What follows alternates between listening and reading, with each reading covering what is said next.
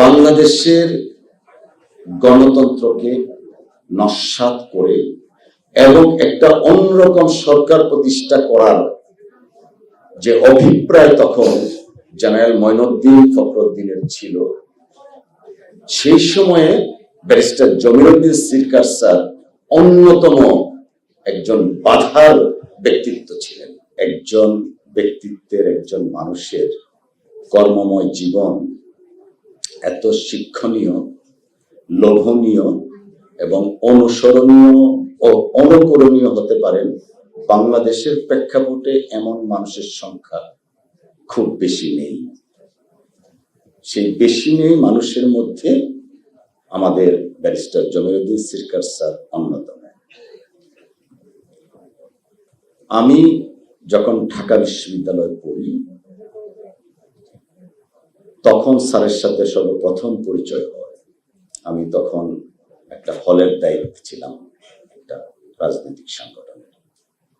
Sir তখন ছিলেন শিক্ষামন্ত্রী। তিনি তখন, আমরা যখনই যেতেন, একটা কমন রিকমেন্ডেশন ছিল, take action as per rule, দিয়ে উনি সিগনেচার করতেন। তো ওই সময় আমি আমাদের গ্রামের একটা স্কুল, আমার দাদা কর্তৃক প্রতিষ্ঠিত, ডেভেলপমেন্টের জন্য গেছি। আমার বাবা তখন লোকাল গভর্নমেন্টের চেয়ারম্যান। তো স্যার ওনার বাসায় সকালবেলায় যাওয়ার পরে লিখে দিলেন take action as per rule. যখন লিখতে যাবেন তখন বললাম, স্যার একটু দয়া করেন এই শেষের লাইনটা লিখেন না, অর্থাৎ অ্যাজ পার রুল কথাটা লিখেন না। কেন? বললাম, স্যার তাইলে তো আর কাজ হচ্ছে না, তো টেক অ্যাকশন পর্যন্তই থাকেন। তো সেই দিন স্যার আমাকে একজন রাজনৈতিক কর্মী হিসাবে চিনতেন।